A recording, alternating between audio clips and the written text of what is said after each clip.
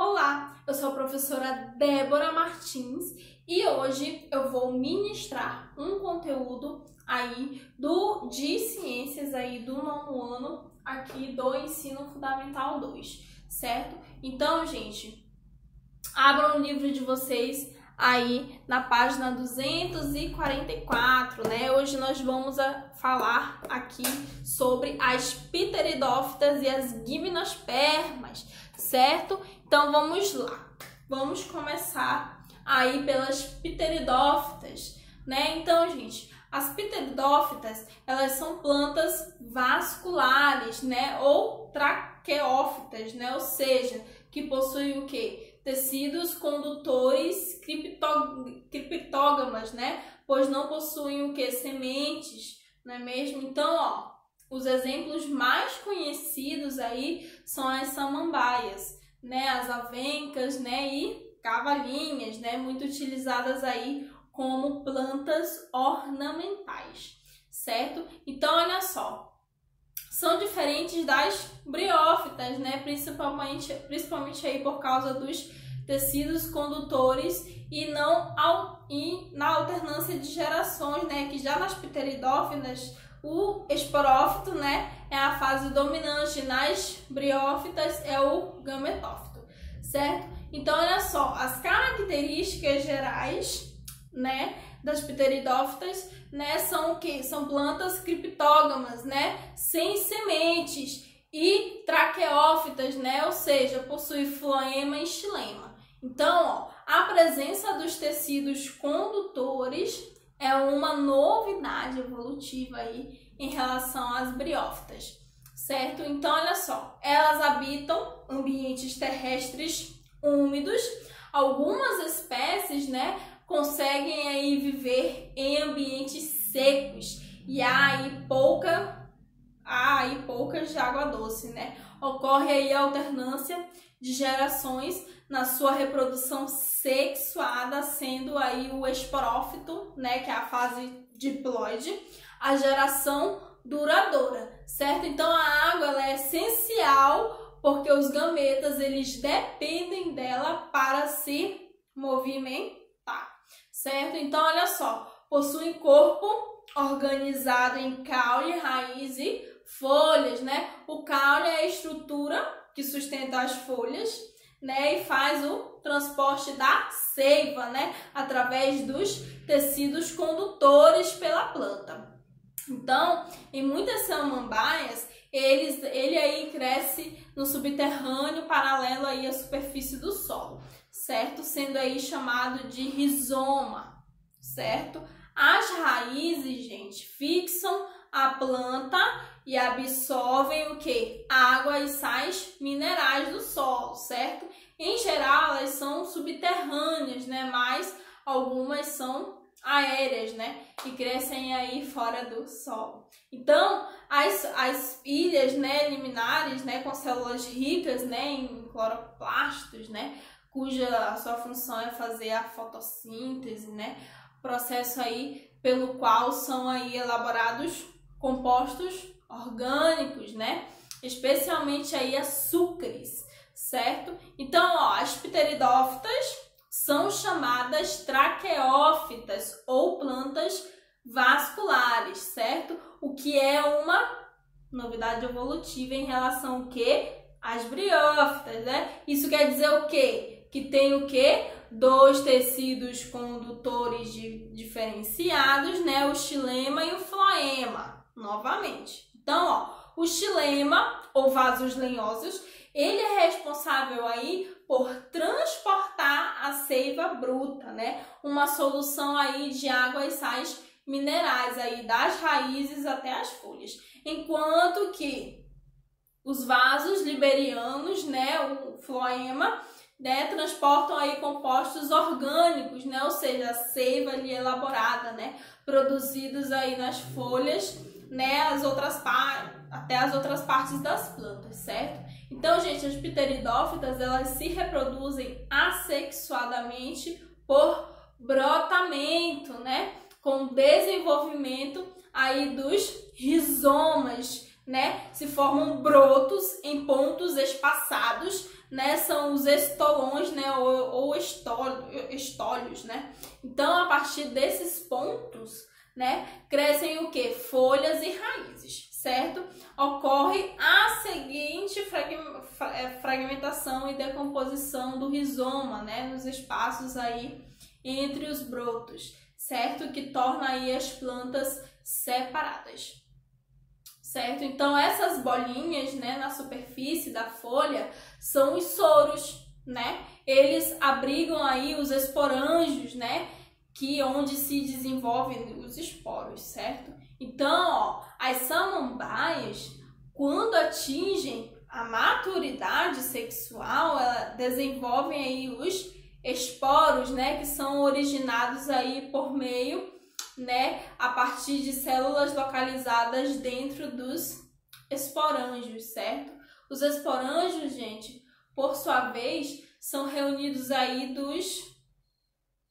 dentro das estruturas, né, chamadas de soros, né, que se localizam aí na superfície inferior das folhas das samambaias, certo? Então, olha só, quando o esporo encontra condições favoráveis, né, ou seja, um solo úmido, por exemplo, origina o prótalo, né, que é um gametófito hermafrodita, né, haploide, pois lá estão as estruturas o quê? Reprodutivas masculinas, né, anterídeo, né, e a feminina, arquegônio, certo?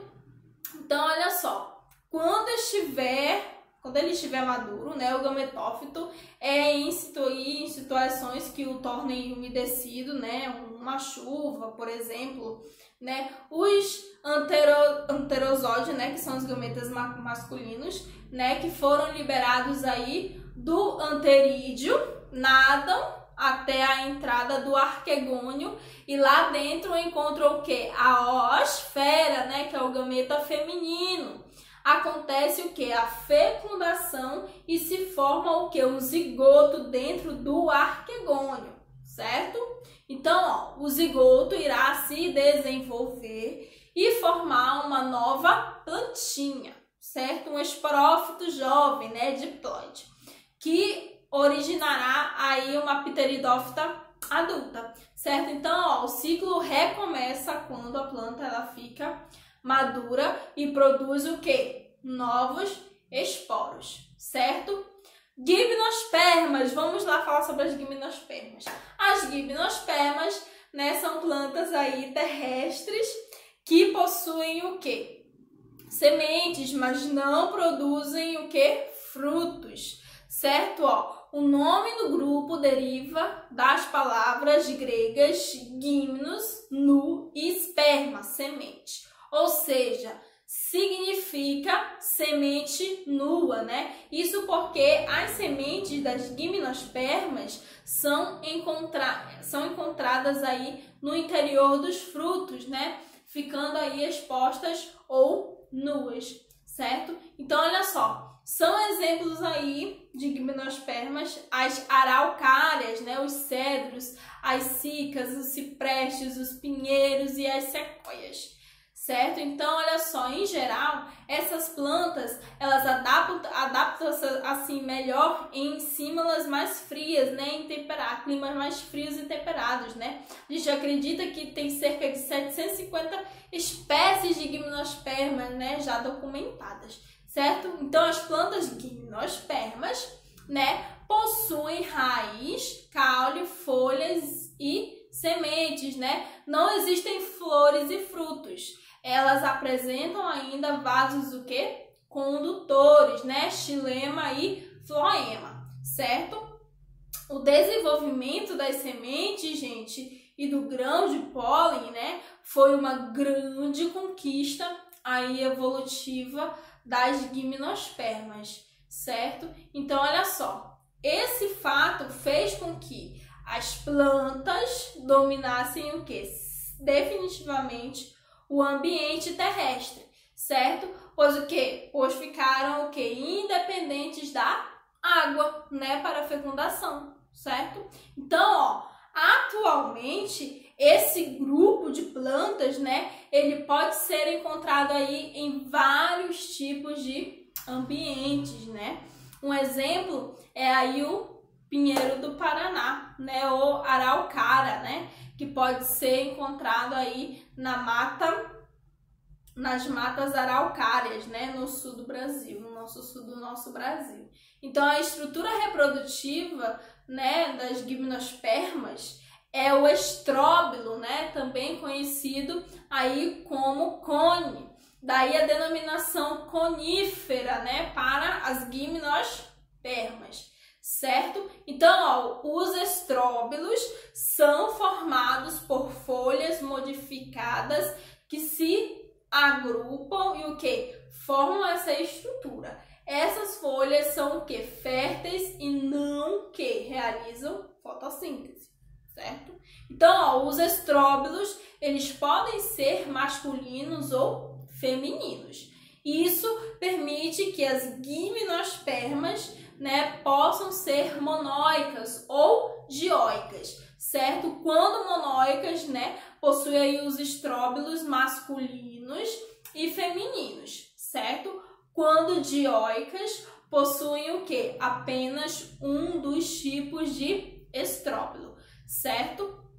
Os estróbilos, né, masculinos, também, né, chamados aí de microstróbilos, né, são pequenos. Então, em seu interior, são produzidos aí os esporos masculinos, né, micrósporos, né, através do microsporângios, né, os estróbilos femininos, desculpa, também chamados aí de megastróbilos, né, são maiores e conhecidos popularmente aí como pinhas, né? Eles produzem os esporos femininos, né? Os megásporos, através dos megasporângios, né? Megasporângios. Então, olha só, ciclo de vida. Ciclo de vida. Para compreender o ciclo de vida das gimnospermas, gente, vamos considerar o exemplo aí de um pinheiro. Um representante aí típico, né, desse grupo. Vamos lá, pinheiro. Então, no momento da reprodução, as folhas modificam-se e originam os estróbilos masculinos, microtóbilos, né, estróbilos femininos, megastróbilos, certo?